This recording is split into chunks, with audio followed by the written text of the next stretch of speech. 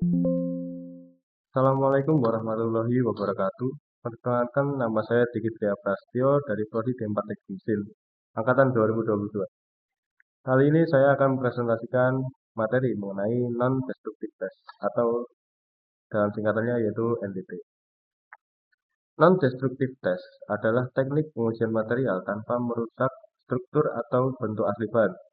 NDT dapat mendeteksi cacat internal dan eksternal pada bahan tanpa menimbulkan kerusakan, memastikan kualitas dan keamanan produk. Jenis-jenis pengujian NDT ada 4, yaitu pengujian visual, yaitu metode paling sederhana dengan menggunakan indera penglihatan untuk memeriksa cacat permukaan pada bahan atau struktur. Yang kedua ada pengujian liquid penetran, yaitu metode untuk mendeteksi cacat permukaan dengan menggunakan cairan penetran yang dapat menembus ke dalam celah atau retakan. Yang ketiga yaitu pengujian magnetik. Metode untuk mendeteksi cacat dalam atau di permukaan bahan ferromagnetik dengan memanfaatkan sifat kemagnetan material. Yang terakhir ada pengujian ultrasonik, yaitu metode untuk mendeteksi cacat dalam bahan dengan menggunakan gelombang ultrasonik yang dipancarkan dan dipantulkan kembali. Yang pertama yaitu pengujian visual. Pengujian visual atau visual testing adalah salah satu metode pengujian non-destructive test yang paling sederhana dan murah. Metode ini dilakukan dengan menggunakan indera penglihatan untuk memeriksa cacat atau kerusakan pada permukaan suatu benda atau material tanpa merusak atau menghancurkan objek yang diuji.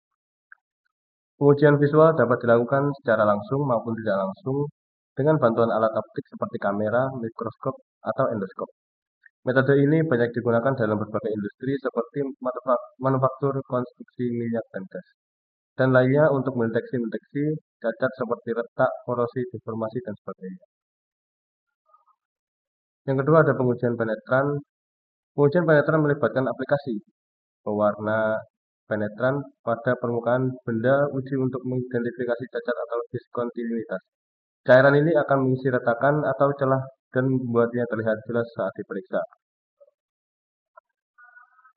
Untuk deteksi cacatnya, metode ini efektif untuk mendeteksi cacat terbuka di permukaan benda uji seperti retak, porositas, dan retakan mikro. Hasil pengujian ditunjukkan dengan indikator berwarna yang kontras dengan permukaan benda uji. Dan yang terakhir adalah tahapan pengujiannya. Pengujian liquid penetran melibatkan 4 tahap utama, yaitu pembersihan, aplikasi penetran, pembilasan, dan pengembangan. Setiap tahap harus dilakukan dengan cermat untuk mendapatkan hasil yang akurat. Selanjutnya adalah pengujian magnetik atau magnetic testing. Pengujian magnetik adalah metode pemeriksaan material yang memanfaatkan sifat-sifat magnetik dari material tersebut. Metode ini dapat mendeteksi cacat seperti retakan, lubang, dan terpisahnya lapisan pada benda kerja seperti benda kerja ferromagnetik. Prinsip kerjanya adalah dengan mengalirkan arus listrik pada material untuk menciptakan medan magnetik. Cacat pada material akan mempengaruhi pola medan magnet yang terbentuk sehingga dapat dideteksi dengan sensor magnetik. Selanjutnya ada pengujian ultrasonik atau ultrasonic testing. Pengujian ultrasonik memanfaatkan gelombang suara frekuensi tinggi untuk mendeteksi cacat atau ketidaksempurnaan dalam bahan. Gelombang suara dipancarkan ke dalam bahan dan perubahan waktu, amplitude, atau frekuensi sinyal yang dipantulkan dianalisis untuk mengidentifikasi adanya kecacatan. Teknik ini banyak digunakan dalam industri karena dapat memeriksa seluruh volume bahan tanpa merusak. Hasilnya juga dapat digunakan untuk mengukur ketebalan atau mendeteksi dini keretakan yang tidak terlihat secara visual. Selanjutnya ada radiographic testing. Untuk prinsip kerjanya yaitu pengujian radiografi memanfaatkan radiasi pengion seperti sinar X atau sinar gamma untuk mendeteksi cacat internal pada bahan atau struktur. Radiasi menembus bahan dan menghasilkan gambar yang dapat dianalisis. Untuk peralatan radiografi menggunakan peralatan khusus seperti radiasi, film, atau detektor digital, dan ruang pengendalian radiasi untuk menjamin keamanan proses pengujian. Untuk aplikasinya sendiri, metode ini digunakan untuk mendeteksi cacat internal pada berbagai material seperti logam, plastik, dan komposit. dalam konstruksi pesawat, pembangkit listrik, dan industri lainnya. Keunggulan dan keterbatasan metode NDT. Keunggulannya yaitu metode NDT tidak merusak bahan yang diuji sehingga dapat digunakan berulang kali. Biaya pengujian juga lebih terjangkau dibandingkan metode uji merusak.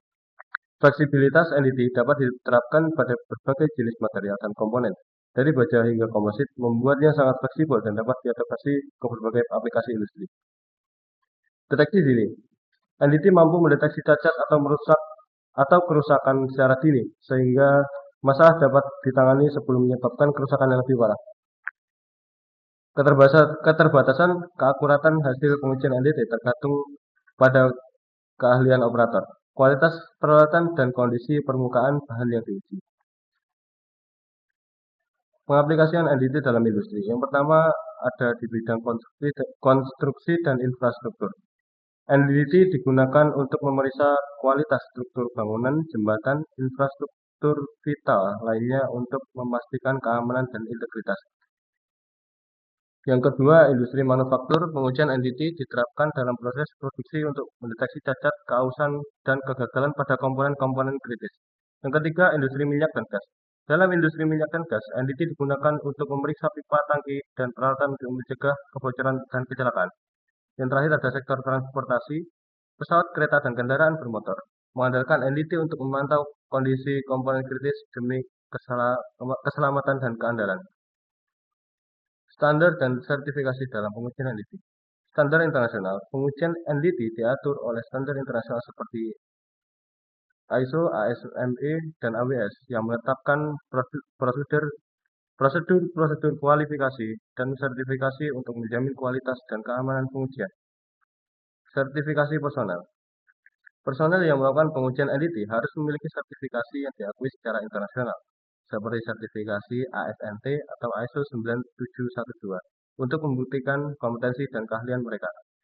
Yang ketiga ada pelatihan dan kualifikasi. Pelatihan yang terstruktur dan program kualifikasi resmi diperlukan untuk menjamin kemampuan personel NDT dalam menerapkan teknik pengujian dengan benar dan menginterpretasikan hasil dengan akurat. Yang terakhir adalah akreditasi laboratorium. Laboratorium pengujian NDT harus terakreditasi sesuai dengan standar internasional seperti ISO atau IEC 17025 untuk memastikan sistem manajemen mutu dan kompetensi teknis yang memadai. Terima kasih, sekian presentasi kali ini. Wassalamualaikum warahmatullahi wabarakatuh.